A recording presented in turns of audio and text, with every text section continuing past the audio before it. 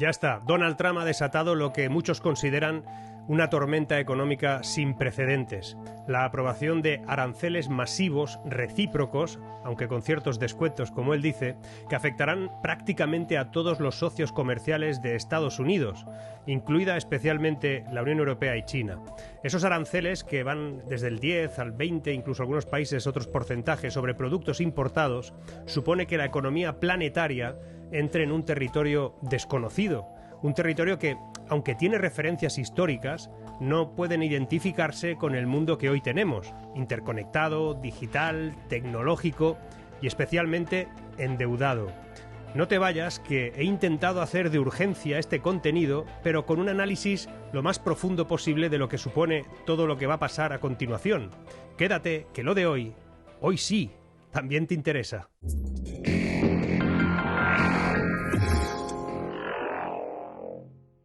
El Banco Central Europeo, liderado por Christine Lagarde, se encuentra en una posición extraordinariamente complicada.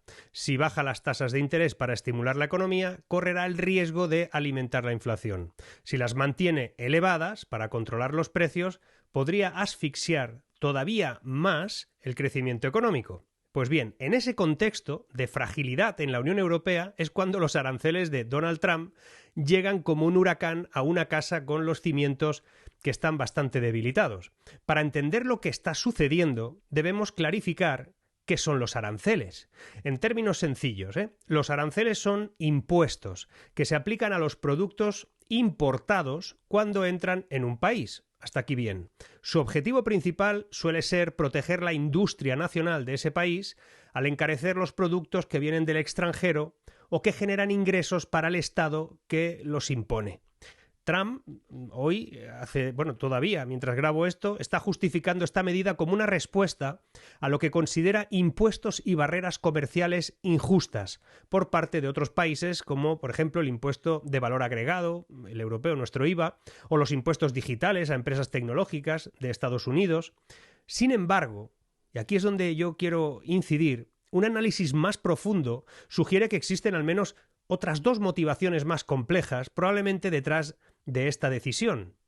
La primera motivación podría relacionarse con su política America First, es decir, América primero, o lo primero, vamos. Un enfoque que priorizaría los intereses económicos nacionales de Estados Unidos sobre cualquier otra consideración global. Ese proteccionismo económico lo que busca es defender, hasta aquí bien, la industria estadounidense de la competencia extranjera y reducir el déficit comercial de su país, que es importante. Durante su primer mandato, Trump ya había impuesto aranceles que eran significativos a China, a otros países, y eso llevó a tensiones comerciales y a algunas renegociaciones como el USMCA, es un acuerdo entre Estados Unidos, México y Canadá, que fue reemplazado por la conocida como NAFTA. Además, no es la primera vez que Estados Unidos adopta una postura proteccionista. Existen precedentes históricos que alguna vez hemos comentado en este canal, como la ley Smoot-Hawley de 1930, que impuso aranceles elevados durante, ojito, la Gran Depresión. Lejos de solucionar los problemas económicos, en aquel momento, esa ley lo que provocó fue una guerra comercial global que muchos historiadores consideran que agravó muchísimo la crisis económica de aquella época. Quédate con esta ley, la de 1930, porque al final volveremos a ella, o volveré a ella, para comprender las consecuencias que todo esto podría tener. No es que sea igual, pero puede rimar. Recordemos que hay quien compara este lío monumental que se va a gestar desde hoy con lo que pasó con el crack de 1929. Pero eso lo veremos después. Esperemos que no suceda, pero lo veremos más tarde. La segunda causa o motivo, quizá más sofisticada, tiene que ver con la gestión de la deuda nacional de Estados Unidos. Para mí esta es la clave. Esta deuda ha alcanzado niveles históricos. Se estima en 36 billones o 36 trillones de dólares, como dicen los americanos. En enero de 2025 llegó a eso, y esos son los datos de Epic for America. Lo más preocupante es la estructura de esa deuda. Según cifras de Apollo Academy, cerca del 31% de esa deuda, casi 8 trillones de dólares, 7,6 billones sería si lo hiciéramos desde aquí, pues tiene vencimientos a corto plazo, lo que significa que debe refinanciarse en un año o menos. Y esa situación lo que crea es una presión enorme financiera sobre el gobierno de Donald Trump, precisamente. Los aranceles lo que podrían formar parte, digo yo, de una estrategia para gestionar esa deuda de dos dos maneras. Primero, generando ingresos adicionales que se estiman en 3,7 trillones brutos en una década, según el Tax Policy Center. Segundo, y quizá más importante, ralentizando la economía lo suficiente, ojo, como para que la Reserva Federal se vea obligada a bajar las tasas de interés, lo que reduciría significativamente el costo de refinanciar la deuda gubernamental. Si tú debes algo con un tipo de interés alto y consigues que te lo bajen, pues la deuda se paga más fácilmente, ¿no? Las consecuencias de estos aranceles, independientemente, serán amplias y multifacéticas. Para las empresas europeas y de todas partes, va a significar un aumento significativo en los costos de exportación al mercado estadounidense, lo que podría reducir el comercio bilateral y global, y eventualmente afectaría al empleo en sectores orientados sobre todo a la exportación. Para los consumidores estadounidenses, estos aranceles podrían traducirse en precios más altos para los bienes importados, digan lo que digan, desde automóviles alemanes hasta vinos franceses o el aceite español. La propia Christine Lagarde dice y ha estimado que una guerra comercial de ojo por ojo, aunque sea un ojo con descuento, podría reducir el PIB de la eurozona, ojito con esto, en más de 121.000 millones de euros, un 0,8%. Solo en un primer año, ¿eh? Según un informe de Bloomberg, eso sería así. Pero, ¿qué pasaría si esta política arancelaria desencadena en una guerra comercial, como aparenta que va a ser, una guerra total entre las principales potencias económicas mundiales, China, Estados Unidos, Canadá, Europa? Un escenario de que se meten ahí unos aranceles recíprocos no solo afecta a sectores específicos, sino que desmantela décadas de integración comercial global y eleva los precios para que los consumidores de todo el mundo potencialmente vivan una especie de recesión global. Puede pasar, ¿eh? Existe una contradicción fundamental en la estrategia de Trump, la que está lanzando, que podría complicar de forma importante sus objetivos, ya se verá. Si bien los aranceles pueden desacelerar la economía, también puede aumentar la inflación al encarecer los productos importados. A eso se le llama estanflación. Si esa situación pone a la Reserva Federal en un dilema casi imposible, que es o bajo las tasas para estimular la economía o las mantengo elevadas para controlar la inflación, estaríamos en una situación, en un callejón sin salida. El presidente de la Reserva Federal, Jerome Powell, ya advirtió hace poco que los aranceles de Trump pueden contribuir a los aumentos de precios que ya hubieron en otros momentos, y sin embargo Trump pues solicita públicamente, a través de un mensaje que puso en la plataforma X, y lo que está diciendo ahora mismo es que la Fed lo que tiene que hacer es bajar las tasas de interés para facilitar la transición que ya plantea él a los nuevos aranceles, una petición que contradice la independencia tradicional del Banco Central de Estados Unidos y que para mí esconde la verdadera razón de esta historia. Para comprender mejor la situación actual, pues hombre, podríamos recurrir a grandes pensadores, ¿no? Gente que ya ha hablado de estas cosas. Adam Smith, está considerado el padre de la economía moderna, o por lo menos para muchos, escribió en La riqueza de las naciones que es la máxima de todo dueño de familia prudente nunca intentar hacer en casa lo que le costará más hacer o que comprarlo fuera. Es una defensa del libre comercio, ¿no? Y sugiere que los países, al igual que las familias, deben prosperar cuando se especializan en lo que hacen mejor y comercian con el resto. El problema es que Estados Unidos ha sacado muchas cosas fuera, ¿no? Y en contraposición también hay otras opiniones, como Alexander Hamilton, uno de los padres fundadores de Estados Unidos, que defendió en su época los aranceles como una herramienta para desarrollar las industrias nacionales, especialmente en países que puedan estar desarrollándose, ¿no? Y eso, que podía ser bueno en un momento determinado, a lo mejor ahora no lo es tanto. En el informe sobre manufacturas que escribió este hombre en 1791, sentaba las bases de lo que se conoce como proteccionismo industrial, que es a lo que vamos. La idea de que las industrias nacientes necesitan protección temporal frente a competidores extranjeros ya establecidos es la norma. Incluso alguien que no es muy liberal o no era muy liberal, Keynes, otro economista influyente, dijo que las ideas de los economistas y los filósofos políticos, tanto cuando son correctas como cuando están equivocadas, tienen más poder de lo que comúnmente se entiende. De hecho, el mundo está gobernado, decía, por poco más que eso. Las ideas económicas que sustenta la política de Trump, sean acertadas o sean erróneas, van a tener consecuencias muy importantes y reales para millones de personas, para todos nosotros. Preparemos la cartera. Hasta ahora hemos visto cómo Trump, ahora mismo, está utilizando los aranceles no solo como una herramienta proteccionista, sino también posiblemente como una estrategia arriesgada para gestionar una deuda nacional colosal. Pero lo que podría venir ahora podría transformar dramáticamente las relaciones económicas de tipo internacional. Porque, ¿qué pasaría si la Unión Europea decide responder, y lo sabremos prácticamente mañana si se dan prisa, porque allí los tiempos son de otra manera en Bruselas y en Estrasburgo, con sus propios aranceles? Que es muy probable. La respuesta podría ser una guerra comercial devastadora, afectando no solo a grandes empresas, sino también a millones de consumidores y, por supuesto, también a centenares de miles de trabajadores comunes. La Unión Europea, encabezada por doña Úrsula, ya ha manifestado que está muy preocupada por por todo esto, y están preparando un plan, no sabemos cómo, sólido, para responder a estos aranceles, y que ese plan no apunta solo a una venganza inmediata, sino que será poco a poco y cuidadosamente calibrada, y que impactará en bienes y sectores en los que la industria estadounidense es especialmente vulnerable. Van a aprovechar esto para atacar a las tecnológicas, acordaos de lo que os digo. El instrumento anticoerción, que ya puso la Unión Europea en el 24, el año pasado, pues era para tomar acciones rápidas y específicas contra prácticas que considerase coercitivas como esta. Ya se lo vieron venir. El 12 de marzo de 2025, hace nada, la Unión Europea ya aplicó aranceles de importación al acero y el aluminio de Estados Unidos, en respuesta a los movimientos similares que hizo Trump. Ahora, con el nuevo anuncio, vamos a ver si Bruselas estudia ampliar esa lista de productos afectados, golpeando probablemente a sectores políticamente más sensibles para la administración de Estados Unidos, por lo cual podría ser el agroalimentario, la industria automovilística otra vez. Es decir, pueden utilizarlo políticamente más que económicamente. Aquí España, por ejemplo, mañana se están reuniendo, no sé, con Pedro Sánchez para ver qué hacemos, pues en teoría dicen que mantendremos una relación comercial significativa con el país de Estados Unidos. Aquí el sector manufacturero español ya sintió un retroceso este mismo marzo en el PMI, es decir, el índice de gestores de compras, que cayó al 49,5, por debajo del umbral de 50 es negativo.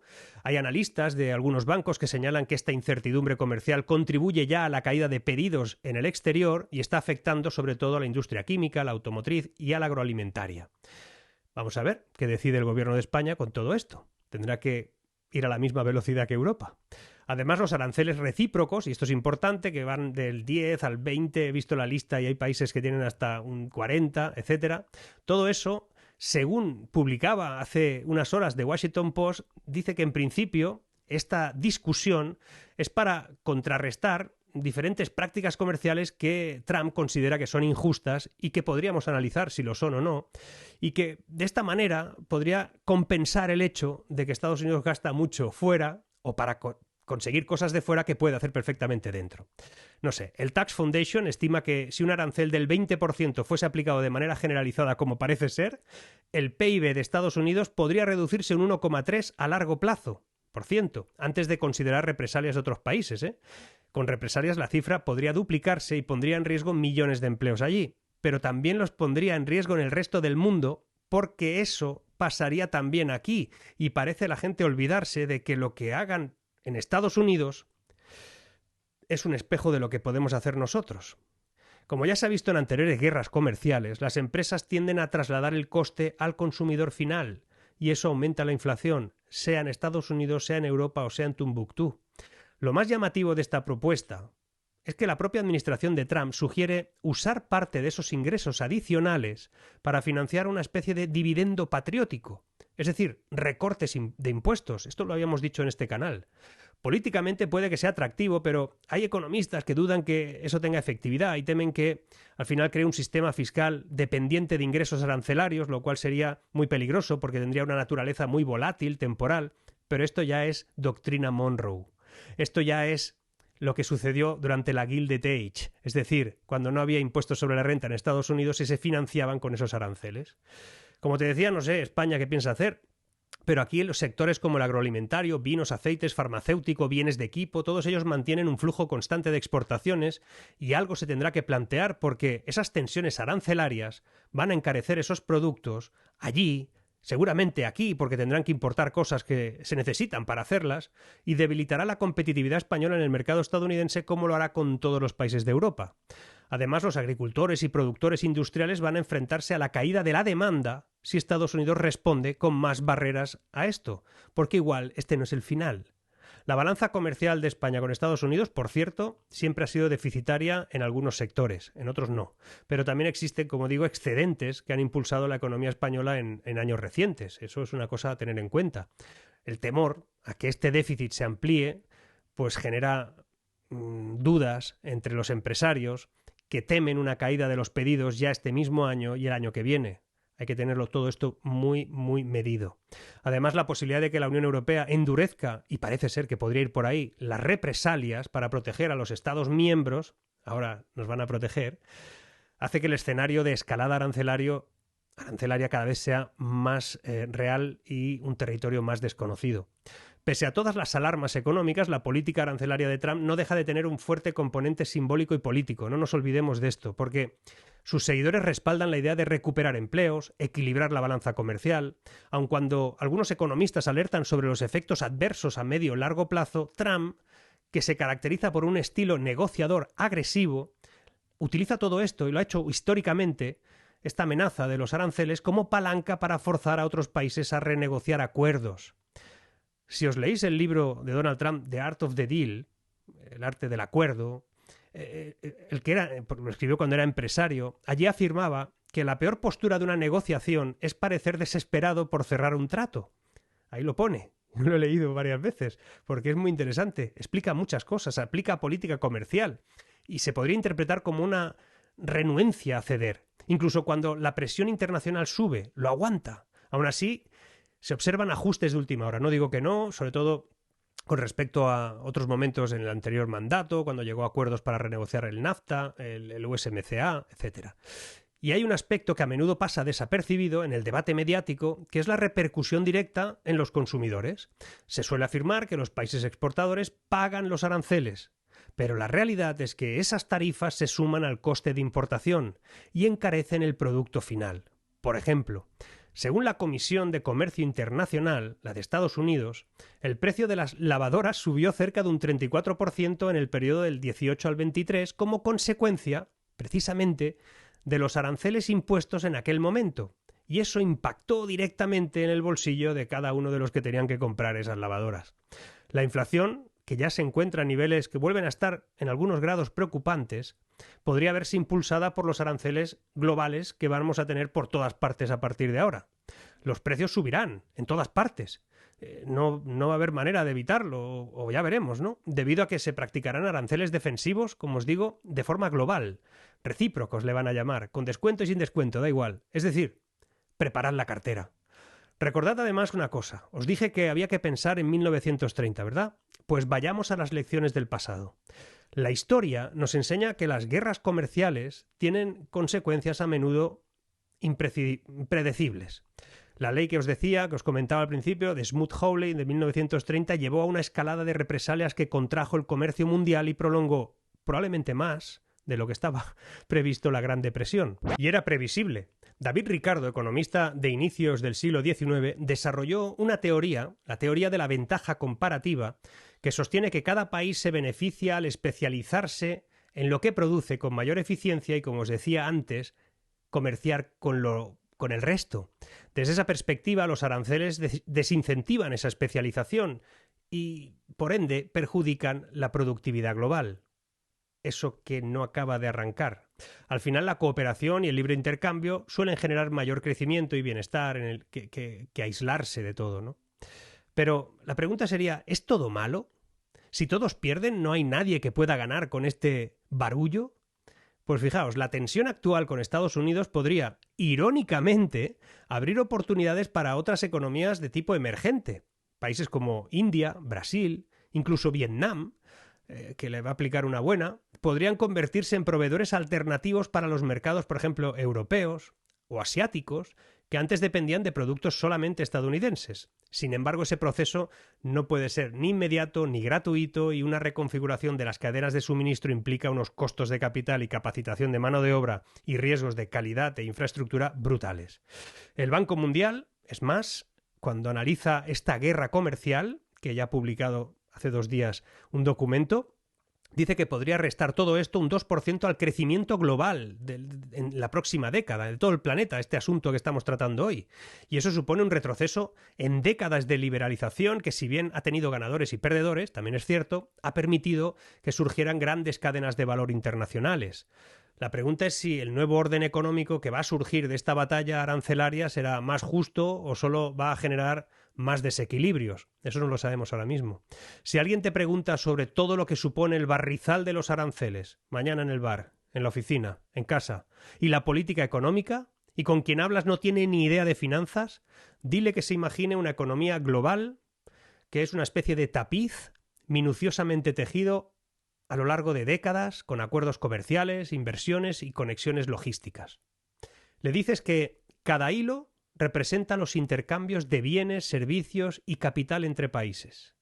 La política arancelaria de Trump actúa como un artesano impaciente que, al detectar un supuesto defecto, podría ser déficit comercial, decide recortar algunos hilos en lugar de remendarlos con cierta delicadeza. El resultado es que, al cortar esos hilos, no solo se afecta la parte que el artesano considera defectuosa, sino que se debilita la integridad de toda la estructura de ese tapiz. Esa interdependencia mundial significa que un arancel en Estados Unidos genera repercusiones en la Unión Europea y en cualquier parte del mundo, que a su vez va a responder con sus propias medidas, lo que va a repercutir en terceras economías y así sucesivamente. El bucle es muy peligroso y desconocido, por lo menos en una economía como la actual. Al final, la estabilidad y coherencia de ese tapiz corre riesgo y lo que se pretendía arreglar con un recorte puntual puede dañar todo el diseño colectivo. La imposición de aranceles masivos por parte de la administración de Trump en 2025, este año, va a ser mucho más que un simple golpe de efecto político. Va a representar el posible inicio de una era de desglobalización parcial, marcada por tensiones comerciales constantes, inflación al alza y desafíos macroeconómicos para bancos centrales en un momento en que se exige además que gastemos más que nunca en temas de defensa, todo a la vez. Pese a que esta política busca proteger la industria nacional, gestionar la deuda pública, reequilibrar la balanza comercial, el riesgo de que esto desemboque en una espiral de represalias es formidable. De materializarse, las consecuencias irían desde el encarecimiento de bienes de consumo básico hasta una ralentización del crecimiento mundial, pasando por pérdidas de empleos en sectores fuertemente ligados al comercio internacional. Todo eso puede pasar. En esencia, el libre comercio es ahora cuestionado por la visión proteccionista de Trump. La pregunta que queda es si la comunidad internacional, incluida la Unión Europea, va a preferir ceder ante esas demandas estadounidenses o si por el contrario va a escalar las tensiones hacia un territorio absolutamente desconocido. Entramos en eso, en la dimensión desconocida. Veremos qué sucede, lo seguiremos comentando aquí, pero por eso no os vayáis muy lejos. Si no estás suscrito, dale a la suscripción, porque esto va a ser una cadena de contenidos seguramente pues entre preocupantes y de advertencia, y buscando en la medida de lo posible soluciones para cada uno de nosotros. Me iré informando para informaros a vosotros. Seguimos.